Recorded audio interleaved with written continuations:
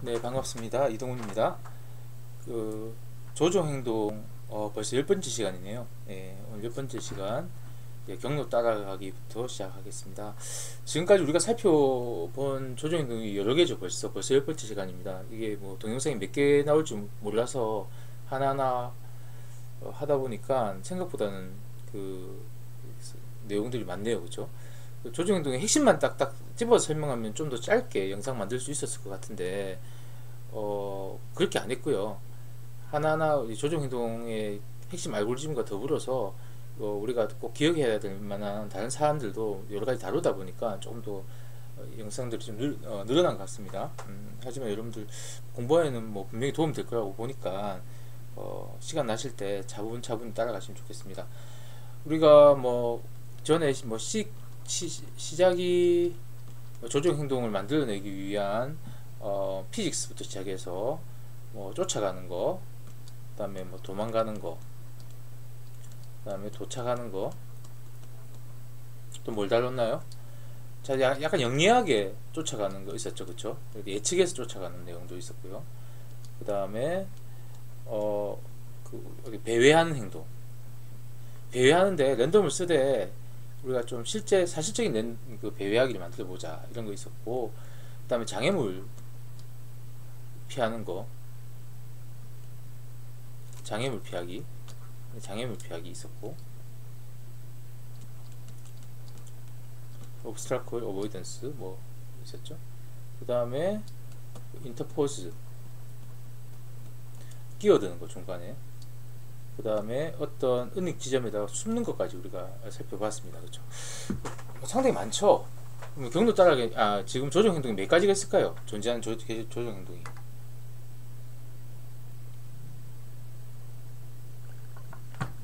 사실 개수가 없습니다. 조종 행동이라는 기본 원리를 가지고 우리가 어떤 상황에 따라서 상황에 걸맞는 행동들을 우리가 만들어서 쓰거든요, 보통. 그리고 또 여러 조종 행동을 결합해서 보통 쓰는 것이 일반적인 얘기도 하고요. 그러면 이런 조종 행동 하나하나를 배운 게 어떤 의미가 있느냐, 뭐 잘 아시겠지만 다시 좀 잔소리처럼 말씀드리자면, 어떻게 조종 행동들을 만들어 갔는지 이 과정들, 또 원리들을 살펴보시면 여러분들이 여기서 힌트를 얻어서 새로운 조종 행동을 갖다가 만들어내기 손쉽기 때문에 이렇게 합니다. 제가 실제 수업 시간에는 이 조종 행동 배울 때 과제로 두 가지 형태로 보통 제시하는데요. 하나는 뭐냐면 새로운 조종 행동을 여러분 스스로 만들어 봐라. 어떤 상황에 맞는 조종 행동을 여러분 스스로가 알고리즘을 짜서 만들어 보라는 연습 보통 시키고요. 이게 상당히 도움이 됩니다. 스스로가 한번 만들어 본다는 게 사실 이게 정말 중요하죠. 이거 하려고 우리가 배우는 거잖아요. 두 번째는 포팅 시킵니다. 그러니까 뭐 유니티가 됐던 언리얼이 됐던 자기 주력으로 하는 게임 엔진 있죠. 그 게임 엔진에서 우리가 보통 보면 유니티 같은 경우에 지금 이렇게 물리 있을 때는 그 애드포스 같은 이런 함수를 사용해 가지고 힘을 갖다 가하는 거 쓰는데, 애드포스 같은 거 쓰지 말고 여러분 스스로가 우리가 배웠던 움직임에 대한 그 로직들 갖다가 직접 짜서 이런 조종 행동을 갖다가 뭐 직접 구현해 보라, 이런 과제를 갖다 두 가지를 냅니다. 이 두 가지 다 되게 의미 있는 여러분 실력으로 이런 지식들을 체화시키는데 도움이 많이 됩니다. 여러분들도 누가 뭐 강제적으로 시키지는 않지만 이렇게 한번 이런 연습들 갖다 같이 한번 병행해서 해보시면 도움이 훨씬 더 많이 될 거다, 그렇게 생각이 되네요. 자, 그러면 여기까지 이야기하고요. 오늘 배울 내용들 경로 따라가기부터 한번 살펴보도록 합시다. 경로 따라가기는 우리가 게임에서 뭐 RTS 게임에서 순찰하거나 이럴 때 많이 쓰는 어떤 기능들이죠. 마우스 왼쪽 클릭이나 이런 걸 통해 가지고 내가 어떤 맵에서 어떤 일정 지점을 갖다가 이렇게 찍어주면 그 순찰병이 이 지점을 따라서 이렇게 자 돌아간다든지, 또는 이런 위치를 갖다가 반복적으로 왔다가 다시 돌아간다든지, 계속 반복적으로 돌아간다든지, 이렇게 실제 인게임 안에서 우리가 NPC가 아니라 플레이어의 어떤 몹들을 갖다가 이제 그 움직임을 만들 때, 연쇄적으로 이런 움직임을 만들 때 경로 따라가기 쓰기도 하고요. 또 하나는 뭐가 있습니까? 실제 NPC 만들 때 NPC 순찰병이라면 그 empty 오브젝트 같은 거 포지션만 가지고 있는 위치 값들을 갖다가 실제 코드상에 박아 넣어서 어떤 지형 안에서 위치 값들 이렇게 박아 넣어 가지고 이 NPC가 계속 이렇게 순찰을 하다가 플레이어를 발견했을 경우에 자 플레이어를 쫓아가기를 한다든지 자 그러다가 플레이어가 시야에서 사라진다면 다시 그 순찰 끝 지점으로 다가와서 순찰 계속 반복하는 가장 우리 대표적으로 많이 만드는 그 NPC의 행동입니다. 이때 사용하는 게 바로 이 경로 따라가기라는 이 조정 행동입니다. 이 워낙 많이 쓰이기 때문에 그리고 또 따라가는 것들 어라이브 행동 같은 거 많이 쓰죠. 자, 이런 것들은 그래서 뭐 유니티 같은 경우에는 함수명은 다르지만 어떤 객체를 갖다가 따라가는 그런 함수를 내장해서 내장 함수로 제공하기도 합니다. 자 여튼 예 여러분 잘 아는 겁니다. 경로 따라가기라는 것은 경로를 일단 만들어야 되겠고요. 네, 경로를 따라갈 때는 두 가지 방법이 있을 겁니다. 한 가지 방법은 지금 보시는 왼쪽 그림처럼 시작 이렇게 점들이 이렇게 주어져 있다면 그 첫 번째 점에서 시작해서 이렇게 경로를 따라가서 마지막 점에서 이제 멈추는 자 이런 식의 형태가 있을 수도 있고요. 이 시작점이 끝점이라면 시작점에서 이렇게 경로를 따라가다가 끝점에 도달하면 다시 시작점으로 가서 자 이걸 순환적으로 계속 반복적으로 이 경로를 갖다가 순회하는 형태로 자 경로를 갖다가 설정할 수도 있습니다.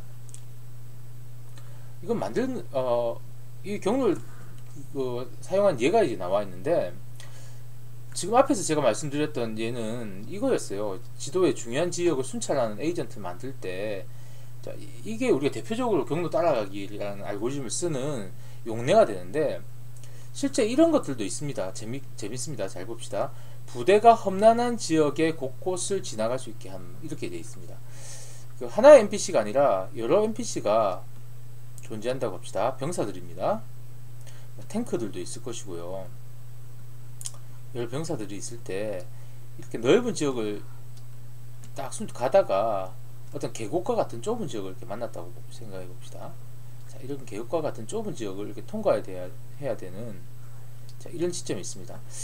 각각이 우리가 앞에서 봤던 조정 행동을 통해서 만약에 이 녀석들이 움직인다면 우리가 뒤에서 이제 이 집단 에이전트들 사이에서 단체로 행동하는 알고리즘을 보이드 알고리즘이라고 배우게 될 건데 그 알고리즘 쓰면 어떻게 되냐면 여기서 되게 좀 오작동이 일어날 확률이 되게 높아요. 막 서로 먼저 들어가려고 막 싸우면서 막 못 들어간 녀석들은 이 근처에서 막 맴돌기도 하고 이상한 행동들이 많이 나타납니다.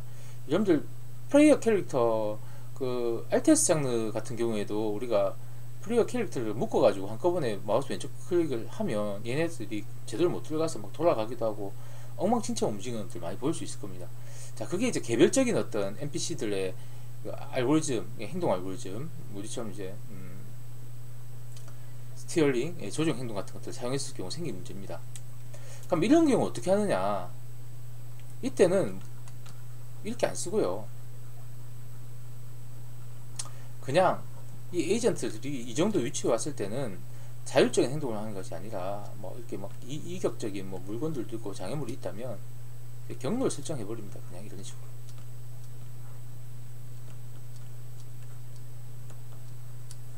여기까지 올 때까지. 자, 그러면 이 여러 가지 오브젝트들이 이 경로에 따라서 아주 순차적으로 움직이는 질서적인 움직임을 만들어낼 수 있어요. 그러니까 어떤 우리가 그 뭐 앞에서 배운 것처럼 아주 복잡한 알고리즘, 뭐 상황에 따라서 내가 다른 옆에 있는 녀석들과 부딪히지 않아야 되고 충돌이 일어날 것 같으면 회피하고 뭐 이런 알고리즘을 안 쓰겠다는 거예요. 아주 단순한 형태로 이렇게 해서 이런 지점들을 만들어낼 수가 있습니다. 자, 이렇게 만드는 게 사실 뭐냐면 아주 고전적인 기법으로 패턴을 사용하는 겁니다. 과거에 AI의 이런 조정 행동 같은 게 만들어지지 않았었던 1970년대 게임들은 NPC들의 행동들이 거의 패턴화되어 있었어요. 그 말은 슈터 게임 같은 경우에 보면 등장하는 몬스터들이 일정하게 정해진 경로에 따라서 이동하는 그 행동들을 보이죠. 단점이 뭡니까? 게임을 처음 할 때는 이게 신선한데 반복적으로 할 때마다 이 패턴이 늘 같은 동작을 반복하니까 우리가 읽히기 쉽다는 겁니다. 예측 가능하니까 게임이 심심해집니다. 게임의 재미가 싹 반감되는 문제가 생기죠. 이 패턴의 문제점입니다. 그래서 이런 패턴의 문제점을 갖다가 좀 줄이기 위해서 보통 랜덤하게 패턴을 여러 가지 만들어 놓고 예를 들어서 패턴 넘버 1, 패턴 넘버 2, 패턴 넘버 3 이렇게 만들어 놓고 이 패턴 중에서 하나를 갖다가 랜덤 함수를 돌려가지고 선택하는 거예요. 그래서 게임을 반복하더라도 다른 패턴이 나올 수 있는 가능성들을 만들어내는 거죠. 하지만 패턴입니다.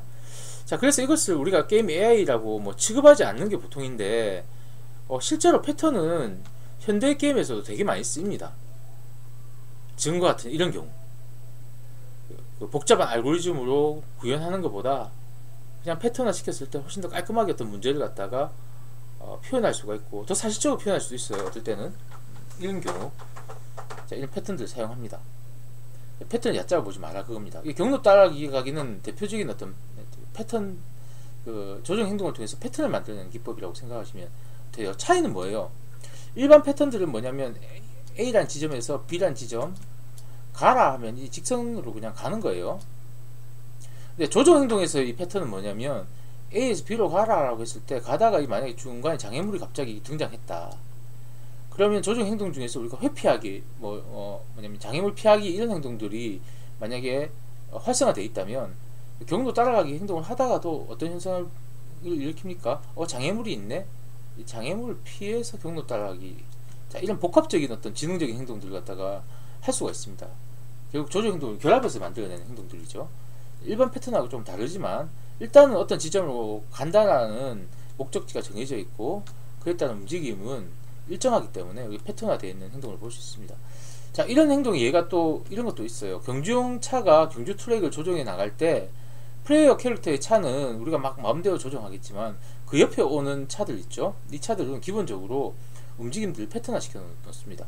그러면 훨씬 더 게임 기획자가 어떤 난이도를 조절한다거나 극적인 장면을 갖다가 만들어낸다거나 자, 이렇게 좀 제어하기가 좀 훨씬 더 용이합니다. 이럴 때도 경로 따라가기 같은 알고리즘을 활용해서 이러한 문제를 갖다가 설계해 놓으면 훨씬 더 보기가 좋고 게임이 효과적이다. 우리가 게임 만드는 거잖아요. 이 알고리즘 배운 이유가. 그래서 이 알고리즘이 훨씬 더 지능적이야. 이게 사실 가치 있는 게 아니에요. 어떤 알고리즘이든 그 알고리즘이 후지고 뭐 예를 들어서 그렇게 스마트하지 못하고 단순하다 하더라도 이 게임의 재미를 갖다가 주는 데 있어서 훨씬 효과적이라면 그 알고리즘이 채택되어서 실제 사용되는 겁니다. 자, 그런 것 중에 대표적인 예가 이 경로 따라가기다 생각하시면 됩니다. 경로 표현 어떻게 하면 됩니까? 우리 어제 데이터들을 갖다가 어떤 벡터 2D 형태 2차원이니까 형태의 데이터들을 갖다가 쌓아 나가면 되겠죠. 그래서 우리가 리스트 형태의 표현 STL에서 링크드 리스트에 형태를 기술하면 경로를 추가시키거나 뭐 제거시키기 편할 겁니다.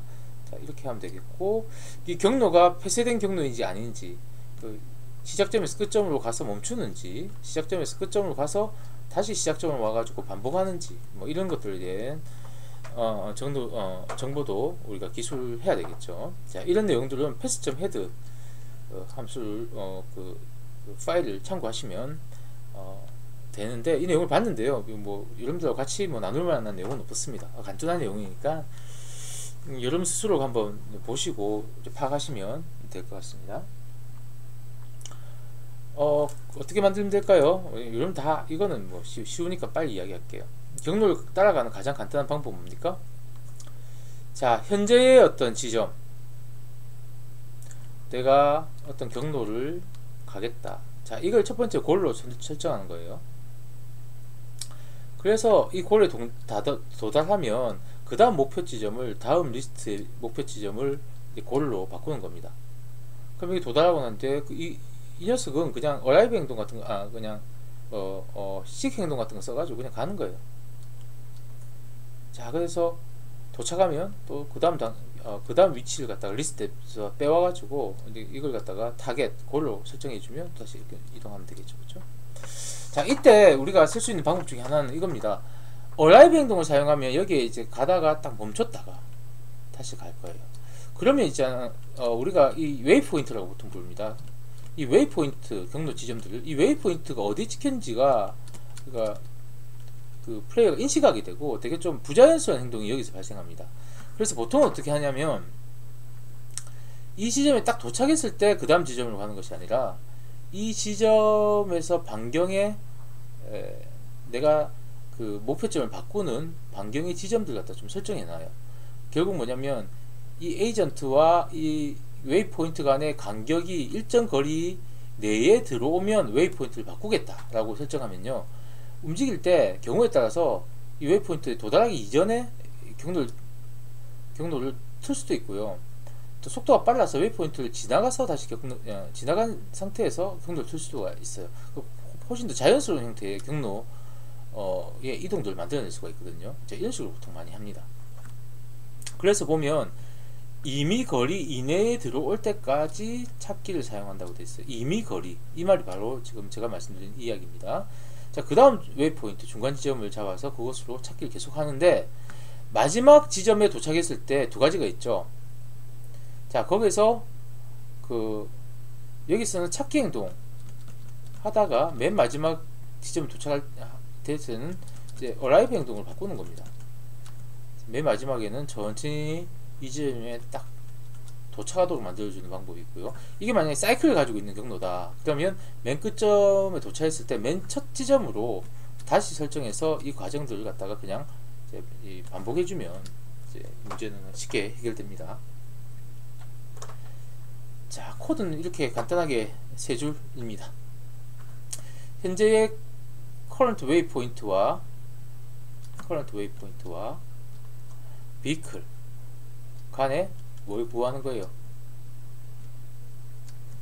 거리를 갖다 구해서 이 거리가 특정 영역 안에, 자, waypoint seek distance square라고 했네요. 자, 이게 또 어떻게 쓰고 있습니까? 아, distance square 쓰고 있네요. 제곱거리죠. 자, 이것도 제곱거리를 쓰고 있습니다. 자, 어차피 대소관계를 비교할 때는 제곱거리를 쓰는 게 훨씬 낫죠. 왜냐면 루트란 연산을 우리가 계산할 필요가 없으니까. 자, 그래서 이 거리보다 내부에 들어왔을 때는 자, 웨이포인트를 바꾸는 거예요. 다음 걸로. 자, 이걸 갖다 그냥 반복하는 겁니다. 근데 만약에 끝이 아니라면 자, 그 웨이포인트를 향해서 시기 행동을 하고요. 만약에 끝에 도달했다면 어라이브 행동으로 바꾼다. 자, 이거밖에 없습니다. 코드 잘 읽히십니까? 지금까지 살펴본 코드 중에서 가장 간단한 코드 같네요. 그렇죠?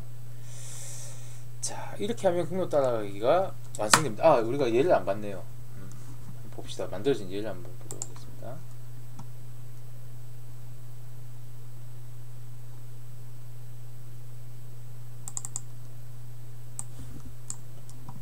자, 이렇게 지점들 갖다가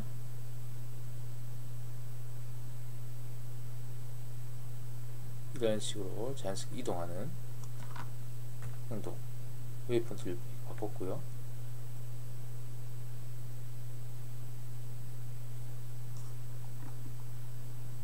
자, 이렇게 만들 수가 있다. 뭐 이거는 지금 다른 어떤 조정 행동보다 이 경로 따라가기는 게임에서 워낙 많이 쓰이다 보니까 여러분들이 혹시 뭐 게임을 만들어 본 경험이 있거나 기존의 뭐 튜토리얼이나 자료들 같은 공부한 경험이 있다면 많이 등장했을 겁니다. 그래서 손쉽게 사용할 수 있다고 생각합니다. 다음 나올 내용은 옵셋 추적하기입니다. 여기까지 한번 더 오늘 다루도록 합시다. 이거는 이제 어떤 집단의 움직임들을 만들어내는데, 이 집단의 움직임이 어떠한 일정한 이제 그 위치적인 패턴을 들고 있는 형태에서 그 어떤 대열, 진영을 유지하면서 움직이는 거, 그런 행동입니다. 제가 옛날 게임 하면서 되게 인상 깊었던 게 에이지 오브 엠파이어 2, 정말 옛날 게임인데요. 보시면 여러가지 뭐 소총수도 있고 뭐 대포도 있고 말탄 기마병도 있고 그런데요, 많은 이런 그 에이전트들 뽑아놓고 한꺼번에 묶어서 이동을 시키면 얘네들이 그 원거리 공격하는 녀석들은 뒤에 배치되고, 그 다음에 그 가까이서 공격하는 녀석들은 앞에 배치되고, 이렇게 일정한 대열을 이루면서 움직이는 것을 볼 수 있었어요. 야, 이거 정말 잘 만들었네. 이거 어떻게 이렇게 움직임이 자연스럽게 서로 대열을 이룰까 생각했는데, 이게 옵셋 추적하기 추격하기, 이런 행동입니다. 그 제가 이거 가지고 이제 제 제자들이 뭐 논문도 쓰고 쓴 적이 있었는데, 뭐 어떤 전투를 할 때 분대원들이 이동할 때, 분대 전투를 할 때 분대원들이 어떠한 대열을 지어서 이동하느냐. 자, 근데 그 대열이란 게 이렇게 이제 개활지에서의 분대원들의 대형이라고 할까요? 대형을 짓는 거랑 또 뭐 좁은 길 갈 때 대형을 이루는 것이나 이런 것들이 다 달라지거든요. 그래서 이런 환경 정보를 갖다가 파악해서 적절하게 사계를 갖다가 경계하면서 자, 이동을 짓도록 만들 때 이 오프셋 추적하기라는 이 알고리즘을 응용해서 쓴 적이 있었습니다. 상당히 유용하게 쓰이는데요. 어떻게 만들 건가 생각해 보면 사실 이렇게 생각할 수 있어요. 하나의 리더는 있을 거고요. 리더가 이렇게 움직이면 리더에서 어느 정도 거리가 떨어진 이 위치에다가 다른 에이전트들을 갖다가 배치해서 움직이게 만들 수가 있어요. 그 말즉슨 뭐냐면, 이것도 원래 기본인데 이만큼 떨어진 위치에다가 이렇게 배치를 한다고 생각한다면, 그럼 결국 뭐예요? 이 리더의 위치값, 이 포지션값, 이 위치값이 있겠죠? 이 위치값에다가 여기서 여기까지 얼만큼 변이가 떨어진지를 저장하고 있다가 이 포즈에다가 x축을 얼마, y축을 얼마 값을 더해가지고 그 위치에 이 녀석들이 그 위치하고 있으면 되겠죠. 얘도 마찬가지, 얘도 마찬가지, 그쵸? 그런데 그러면 어떤 현상이 일어나냐면, 마치 얘가 하나의 오브젝트에 있는 것처럼 같이 움직입니다. 얘의 움직임에 따라서 똑같이 그냥 좀 되게 부자연스럽게 얘가 움직이자마자 얘도 즉각적으로 이제 같이 반응을 해가지고 마치 하나의 물체에 있는 것처럼 움직이기 때문에 실제 대열로 이루어서 움직이는 것처럼 보이지는 않습니다. 자, 그럼 이거 어떻게 해야 되느냐, 진짜 구현된 내용을 한번 보고 이야기해 봅시다. 보시면 이게 대열을 이렇게 딱 지었어요. 자, 이렇게 움직이면 대열 지어서 움직이죠. 근데 보십시오. 이렇게 대열 지을 때 움직임들이 경우에 따라 대열이 깨지면서 자, 이렇게 대열이 완성되죠. 대열이 가다가 급작스럽게 움직여버리면 어때요? 얘네들 움직임들이 나름대로 이 대열을 만들어내기 위해서 움직이지만 약간은 노이즈가 낀 것처럼 랜덤하게 움직이다가 자, 안정적인 모습을 찾는 걸 볼 수 있습니다. 자, 우리 이렇게 만들어야 됩니다. 자, 앞에 말씀드린 것처럼 이 오프셋이라는 게 이 결국 얼마큼 떨어져 있는지 그 변이값인데, 이 오프셋의 포지션 값을 이 녀석의 포지션 값으로 그냥 등록시키면 이 네 가지가 그대로 고정된 상태에서 그냥 움직이게 되거든요. 이상합니다. 그럼 어떻게 하면 될까요, 여러분? 이 오프셋을 갖다가 이 각각 오브젝트들만큼 떨어진 오프셋을 이 녀석이 위치로 잡는 것이 아니라 이 녀석이 도달해야 될 목표점으로 잡아내는 겁니다. 그래서 그 위치를 향해서 조정힘을 만들어내면 한 발 늦게 그 대열을 맞추기 위해서 움직이는 움직임들을 만들어낼 수가 있거든요. 이해가시죠? 우리 코드 보면서 이 말이 뭘 의미하는지 좀 더 정확하게 이야기하겠습니다. 그래서 이렇게 어떤 목표 운반기가 하나 있고요. 지금 보시다시피 이 운반기부터 이 떨어진 자, 거리, 이게 뭐냐? 오프셋입니다. 이걸 유지하기 위해서 필요한 조정힘을 계산하자. 자, 이런 조정힘에 대한 오프셋은 일단은 뭐냐면 로컬 좌표기에 이렇게 설정되겠죠. 왜냐면 이 녀석이 원리 좌표기에서 움직임이 어떻게 되느냐에 따라서 그 값들을 갖다가 적용해 줘야 되기 때문에 기본 오프셋은 다 로컬 좌표기에서 설정이 됩니다. 예를 들면 이게 뭐 마이너스 1이다 그러면 얘는 마이너스 1 얘는 마이너스 1 마이너스 1 이런 값들이 오프셋 값으로 로컬 좌표기에서 일단 정의되고, 월드 좌표기로 이 값들이 변환돼 가지고 그 녀석이 타겟으로 설정돼서 움직임을 쫓아가기 같은 행동들을 만들어내면 될 것 같아요. 자, 어떻게 했는지 봅시다. 선도자 공간, 이게 지금 로컬 좌표기입니다. 추격하기와 유사하게 진행하면 되겠다. 우리가 자, 추격하기 펄슛이죠. 이 뭐였습니까? 미래 위치 예측해 가지고 가는 거였어요. 미래 위치 예측할 때 어떻게 했습니까? 내가 예측된 지점간의 거리가 멀면 멀수록 우리가 예측을 갖다가 많이 해야 되고, 뭐라고 해야 됩니까? 이걸 갖다가 예측을 많이 해야 된다. 그죠? 시간이라고 우리가 아니죠? 속도라고 할까요? 아니, 속도가 크면 클수록 예측이 작아지고 예측이 많아진다. 이 관계를 이용해서 우리가 계산하면 될 것 같아요. 맞나요? 속도에 반비례하고 거리에 비례하는 형태로 이 미래 예측을 예측하는 방법이었죠. 자, 코드 봅시다. 그래서 먼저 이 오프셋이라는 이 정보를 갖다가 입력으로 봤는데, 이것은 선도자 공간 로컬 좌표기였습니다. 자, 리더는 항상 뭐냐면 리더의 헤딩 방향과 사이드 방향이 주어져야 되겠죠. 그 다음에 리더가 현재 있는 포지션 방향, 이 세 가지 각 가지고 우리가 로컬 좌표기를 월드 좌표기로 바꾸는 포인트 투 월드 스페이스 우리가 앞에서 다뤘습니다. 자, 그걸 통해서 월드에서의 이 오프셋의 위치를 갖다가 계산해낼 수가 있고요. 자, 그래서 현재 이 따라가야 될 이 녀석이 이 오프셋이 이게 목표치니까 그 목표치로 향하는 벡터를 만들어야 됩니다. 그래서 목표치가 있을 때 따라가는 녀석이 있다면 따라가는 녀석에서 목표치를 향하는 벡터를 갖다가 to 오프셋이라고 만들고요. 자, 여기까지 거리. 자, 계산했죠. 거리에 비례하죠. 자, 그 분자에 있고요. 그다음 속도에 반비례합니다. 자, 그래서 비클이나 리더의 속도에 반비례한 분모에 있습니다. 자, 이걸 통해서 시간을 만들어내 가지고요. 왜 시간을 만들어냅니까? 늘 쓰는 겁니다. 속도라는 게 단시간당 거리에 비니까 우리가 지금 속도에 반비례하고 거리에 비례한다는 말 자체가 결국 시간에 관련된 텀이 나오죠.